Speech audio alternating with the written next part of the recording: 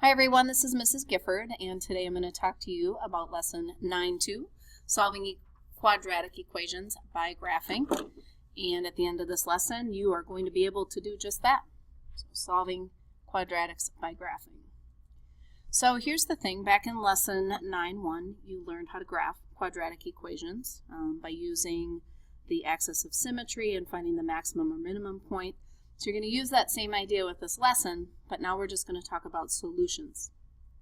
First of all, when we talk about the number of solutions in quadratic equations, we're going to focus mainly on this x-axis along here. So the first one to take a look at is the solutions to quadratic equations and when it has two solutions. Well, first of all, remember quadratic equations can be parabolas that are upside right shaped U's or upside down shaped U's. So again, because we're focusing on the x-axis and solutions, a quadratic equation that crosses the x-axis in 2 points, or I'm indicating here, okay, this particular example would be of a quadratic that has two solutions because it crosses the x-axis at 2 points, and you can also consider those the x-intercepts.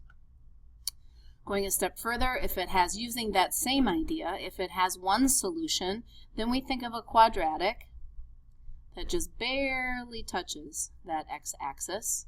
And again, in this case, it has just the one solution right where it sits on that x-axis. And then last but not least, as we're taking a look at one that has no real solutions, as you might be considering it, anything that sits either above or below the x-axis and doesn't touch it is also considered to have no real solutions. So let's take a look at some examples. The first one is equation x squared minus 2x minus 8 equals 0. And I've already walked through or graphed it for you. And again, in this particular case, the line of symmetry is going to end up being x equals to 1. And we also know because the coefficient to the x squared term is positive, we know that it's going to have a minimum value. And our x-intercepts are actually going to be the solutions that we find out at. So once you've graphed it, then you take a look at the graph and you say, oh, where is this crossing the x-axis? And I see that this particular graph has two solutions. And those solutions are negative 2 and 1, 2, 3, 4, positive 4. Okay, and one of the things that we can do to figure out if these solutions are correct or to check our answer is by taking this number, these solutions, and plugging them back into our equation. So if I put a negative 2 back in here for each of the x's,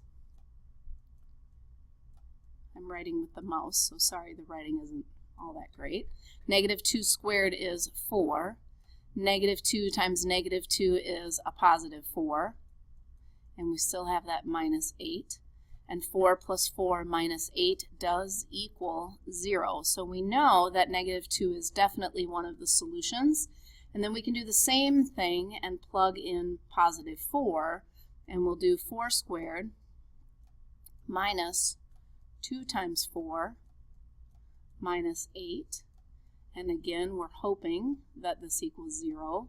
Well, 4 squared is 16. Negative 2 times positive 4 is negative 8. 16 minus 8 does also equal 0. So again, that's just one more way of confirming what your solutions are. So let's move on to another example. In example 2, we have the equation x squared minus 6x equals negative 9, and we're going to solve this by graphing. Again, I've already walked through and graphed it for us. In this case, with example number 2, the line of symmetry, the line of symmetry ends up being at a positive 3. And again, because this coefficient is positive, I know that it's going to have a minimum. So again, I've created this graph for us. In looking at this graph, we know that it's only going to have that one solution because that's the only place it hits that x-axis. So in this case, we would say the solution is at 3. Now, another way of checking your answer in addition to substitution like the first example we did, we could also go back to what we did in Chapter 8 and factor this quadratic. I'm going to move that -9 to the left-hand side. And then I see that there's a coefficient of 1 here, so I just need to think of two numbers that multiply to make +9 that add up to a -6. And what is that? If you're thinking -3, you're right. So in each of these, we're going to have them be x minus 3. And then to solve it, again, like we've talked about, then we set each term to 0 and then we solve. In this case, we're going to add 3 to both sides. So our solution becomes up as x equals 3. And we don't need to do the other one since these two binomials are the same. So again, there's that same solution and just checking. Last example for lesson 9.2. We have x squared plus 2x plus 3 equals 0. And like I did with the other ones, I've already graphed this for you. And the axis of symmetry in this case is -2.